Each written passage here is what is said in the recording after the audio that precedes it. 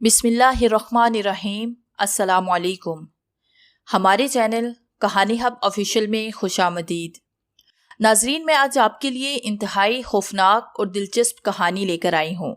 लेकिन कहानी शुरू करने से पहले आपसे गुजारिश है कि अगर आपने हमारा चैनल सब्सक्राइब नहीं किया तो आप हमारे इस चैनल को सब्सक्राइब कर लीजिए और बेल आइकन को भी प्रेस कर लें ताकि हर नई आने वाली वीडियो बआसानी आप तक पहुँच सके। क्या हुआ मैडम, तुम्हारा चेहरा इतना उतरा हुआ क्यों है?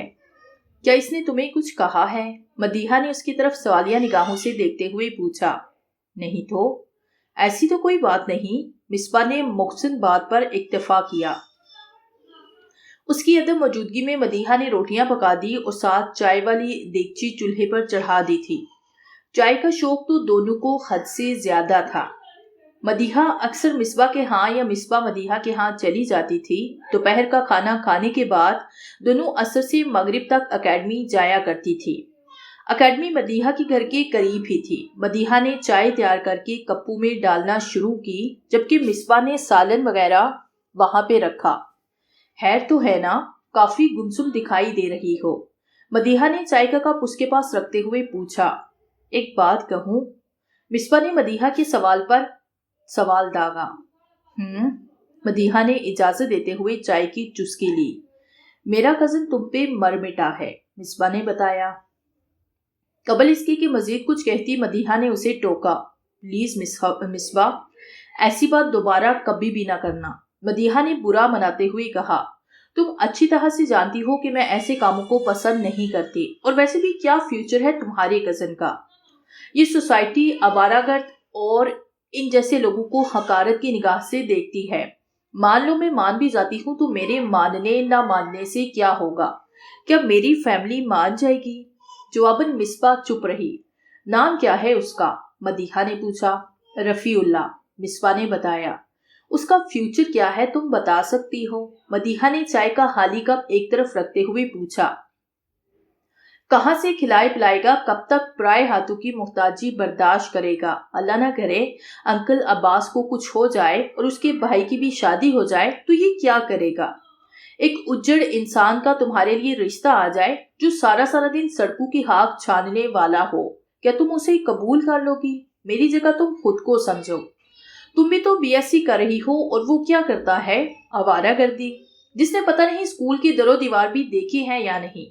कल को अपनी फ्रेंड्स के सामने या कहीं और जगह पब्लिक की गैदरिंग होगी, वहां तुम अपने हस्बैंड को इंट्रोडक्शन कैसे करवाओगी कि ये अनपढ़ है, कुछ भी नहीं करता?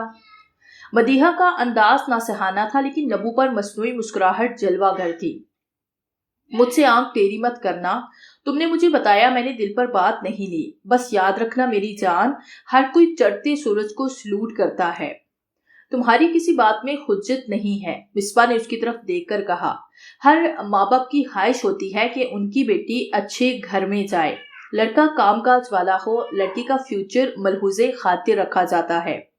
मैं तो समझी थी कि तू बेवकूफ है, लेकिन तू तो काफी सियानी निकली। मदीहा ने मिसबा की गुदगुदी करते हुए कहा तो उसकी हंसी निकल गई। कबल इसके कि वो कोई बात करती, उनके नथनों से किसी चीज के जलने की बू पहुंची तो दोनों ने हैरानगी से पहले एक दूसरे को, फिर सालन वाली देगची को देखा। अगला मंजर देखकर दोनों की हंसी निकल गई। और फिर मदीहा के जाने के बाद मिसबा ने सारी बात से रफीउल्लाह को आगाह किया और कहा कि उसे कोई ना कोई ऐसा काम करना चाहिए जिससे सोसाइटी में वो अपना कुछ नाम पैदा कर सके। उसके पास तालीम है ना हुनर, तो कम अज कम कोई कारोबार ऐसा करे जो उसके लिए बेहतर हो। रफीउल्लाह सारी बात समझ चुका था। उसने सीधा घर का रुख किया, जबकि मिसबा उसे जाते हुए देखती रह गई। उसकी आंखों में आंसू भर आए थे। अम्मी, अगर आपको मेरा जाना अच्छा नहीं लग रहा तो कोई बात नहीं, अरसलान ने अम्मी के आंसू साफ करते हुए पूछा। मगर प्लीज अम्मी, रोए नहीं, आपका रोना देखा नहीं जाता। नहीं बेटा, ये आंसू खुशी के हैं, फायजा ने जवाब दिया। मैं तो इस बात से बेहद खुश हूँ कि मेरा बेटा आज काफी अरसे के बाद खुश दिखाई दे रहा है। चलो आप देखो मैं तुम्हारे लिए कितनी शॉपिंग करके आई हूँ। शॉपिंग? शानी के कान खड़े हो गए। वो बिना कुछ कहे अपनी अम्मी के साथ चल पड़ा।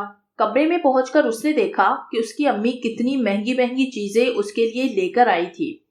میں جانتی ہوں کہ تم کیا سوچ رہے ہو بیٹا، فائزہ نے شائنی کی آنکھوں سے اس کی حیرت جان لی تھی۔ بیٹا ایک پرانا سا کنگن پڑا تھا، میرے تو کسی کام کا نہیں تھا، تمہارے ابو نے منہ دکھائی میں دیا تھا، بس میں نے اسے بیچ دیا ہے۔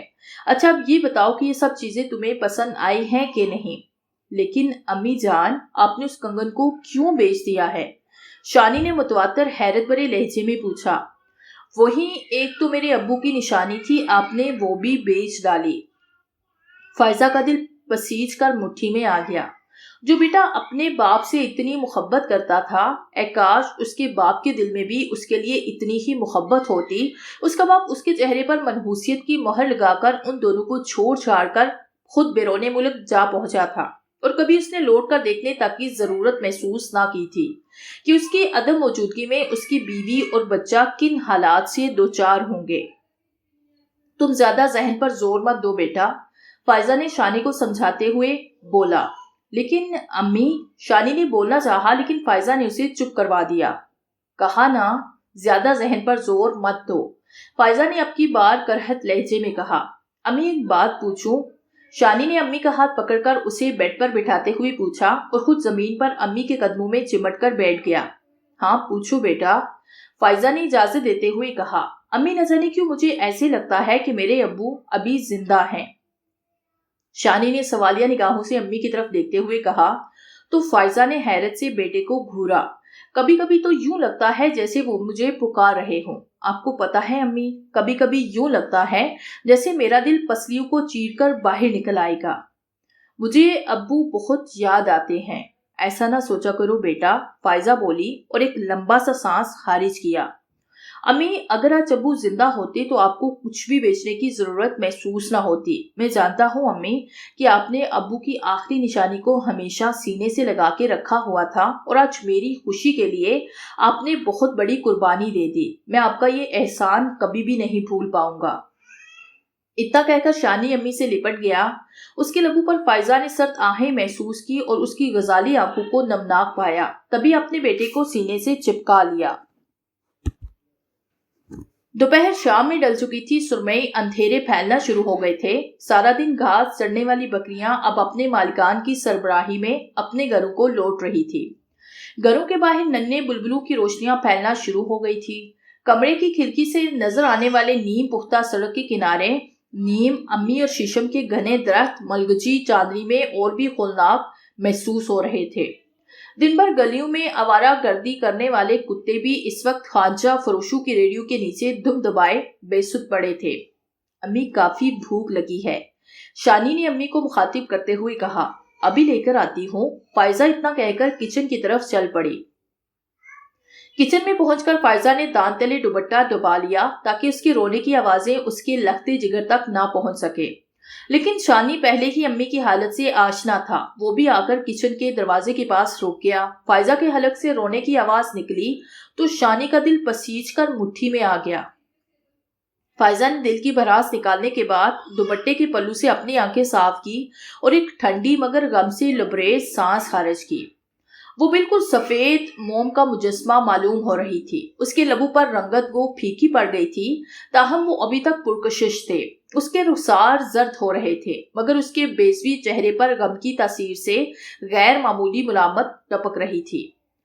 اسے کافی دکھ پہنچ رہا تھا۔ میں تو سوچ بھی نہیں سکتی کہ وہ تمہیں اتنا ٹوٹ کر چاہنے لگے گا، مصباح نے مدیحہ کو بتایا۔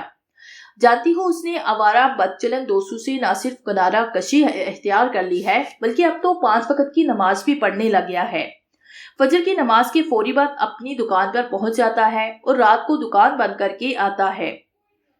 اس وقت دونوں فرینڈز یونیورسٹی کے گراؤنڈ میں بیٹھی باتیں کر رہی تھی۔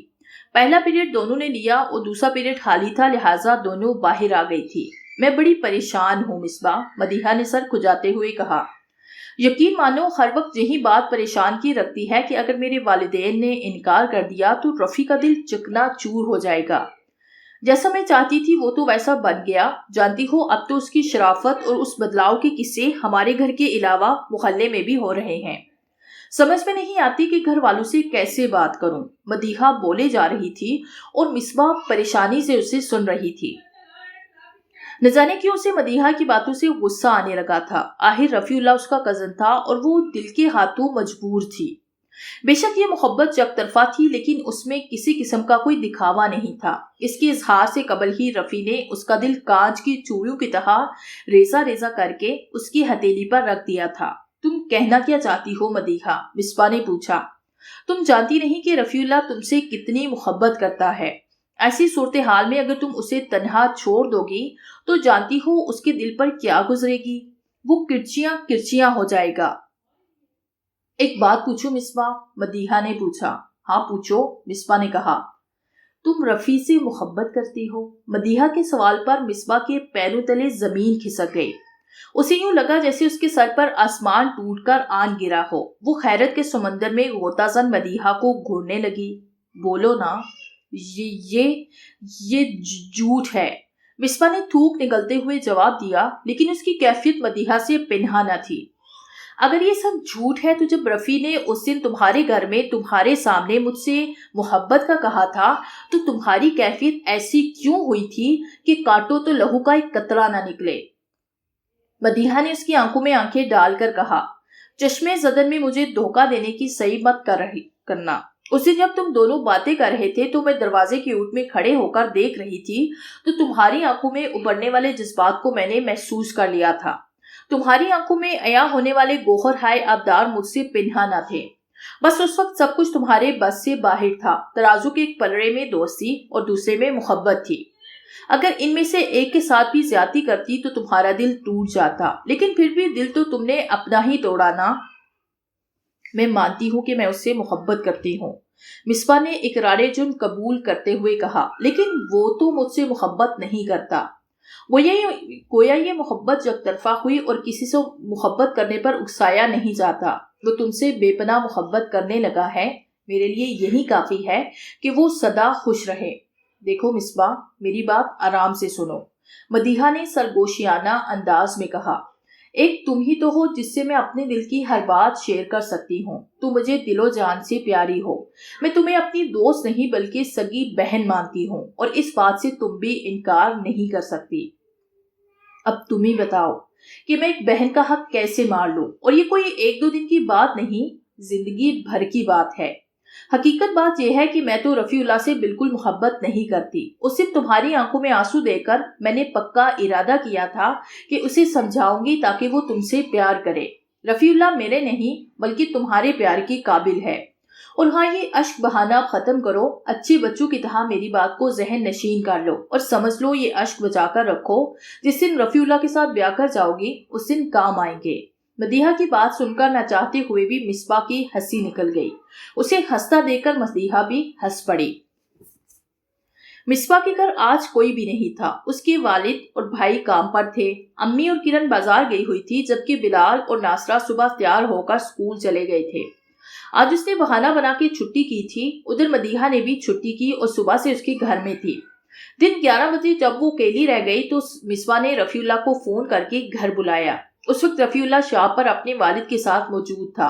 उसने फौरन ही बाइक पकड़ी और आन पहुंचा। उसका दिल खुशी से बाग बाग हो गया था, क्योंकि उसे मिसबा ने बताया था कि मदीहा उससे मुलाकात की ख्वाहिशमंद है। सरतपा खुशी से लबरेज वो रास्ते में दोबारा एक्सीडेंट से बचा था। उसने बाइक अंदर खड़ी की और जैसे ही घर में दाखिल हुआ उसकी नजर मदीहा पर पड़ी, जो सहन में बैठी थी। रफीउल्लाह को वो किसी अप्सरा से कम दिखाई न दी। रफीउल्लाह दिल ही दिल में मुख्तलिफ प्लान बना रहा था कि वो कैसे अपनी मोहब्बत का उससे इजहार करेगा, मगर शायद उसे इस बात का इल्म नहीं था कि मुकद्दर की चाल उल्टी जा रही थी। जितने सपने वो पलकों की सेज पर सजाकर आया था, सबके सब रेजा रेजा होने का वक्त आ गया था। माला में प्रोए मोतियों के जैसे सारे सपने बिखरने वाले थे। अभी वो सोचू की पगडंडी पर चलता हुआ हसीन वादियों के चमन में कदम रखने ही वाला था कि मदीहा की आवाज ने उसे सोचू के बबर से खींच निकाला। बैठिए ना प्लीज। उसे खड़ा देखकर आखिर मदीहा ने खुद ही उसे पास रखी चारपाई पर बैठने का इशारा किया। वो फौरन चारपाई पर बैठ गया। काम कैसा जा रहा है आपका?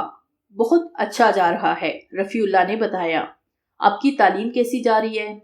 सेम टू यू, मदीहा ने जवाब दिया। क्या सच रही है आप? रफीउल्लाह ने मदीहा को परेशानी में देखा तो पूछा। قبل اس کے کہ مدیحہ کچھ کہتی، مصباح ٹرے میں چائے کے 2 کپ لوازمات سمیت لیے وہاں آئی۔ اس کے دوسرے ہاتھ میں ایک چھوٹا سا پلاسٹک کا فولڈنگ میز تھا جسے رفیع اللہ نے پکڑ کر زمین سے ٹکایا اور مصباح نے سب کچھ اس پر دھر دیا اور دبے قدموں واپس پلٹ گئی۔ پہلی بار مدیحہ نے رفیع اللہ کو بغور دیکھا تو نہ جانے اس کے دل کے کونوں میں ایک کسک سی اٹھی اور اس کا من چاہا کہ اپنا ارادہ بدل ڈالے، لیکن وہ اپنی دوست کی خوشیوں پر قابض نہیں ہونا چاہتی تھی۔ دونوں نے ایک ساتھ چائے کے کپ اٹھائے تھے۔ اب خاموش کیوں ہیں؟ رفیع اللہ نے پوچھا۔ کچھ بات کیجیے، میں نے تمہیں یہاں ایک اہم بات کرنے کے لیے بلایا ہے، بلاہر مدیحہ نے پوائنٹ پر آتے ہوئے کہا۔ اس نے چائے کی چھوٹی سی چسکی لی اور کپ میز پر دھر دیا اور بغور رفیع اللہ کے چہرے کو تکنے لگی۔ میری بات ہمتن گوش ہو کر سننا اور مکمل سکون کے ساتھ سننا۔ جس بات کے گھوڑے پر سوار ہونے کی بجائے ایک بار میرے الفاظ پر غور بھی کرنا۔ کھل کے کہیے جو بھی کہنا چاہتی ہیں آپ، رفیع اللہ نے اجازت دیتے ہوئے کہا۔ آج کا دور ایسا ہے کہ ہر قدم پھونک پھونک کر رکھنا پڑتا ہے۔ مدیحہ گویا ہوئی۔ کبھی کبھی زندگی میں ایسے موڑ آ جاتے ہیں کہ ہمیں سوچنے سمجھنے کی ضرورت ہی نہیں آتی، اسے سمجھ نہیں آتی کہ اسے کرنا کیا چاہیے۔ ایسے میں اگر وہ صبر کا دامن تھامے رکھے تو نہ صرف اسے بڑا اجر ملتا ہے بلکہ وہ اپنی منزل کو بھی پا لیتا ہے۔ زندگی میں انسان کبھی کبھی بہت کچھ دیکھتے ہوئے بھی کچھ نہیں دیکھ پاتا، بالکل ایسے جیسے ایک شخص آپ سے محبت کرتا ہے اور آپ کو اس کی آنکھوں میں کچھ دکھائی نہیں دیکھا، جبکہ دوسری طرف وہ شخص آپ کی محبت میں اتنا آگے جا چکا ہوتا ہے کہ اس کے پاس لوٹنے کے لیے کچھ بھی باقی نہیں بچتا۔ پلیز پہیلیاں مت بجھائیے، رفیع اللہ نے کچھ نہ سمجھتے ہوئے کہا۔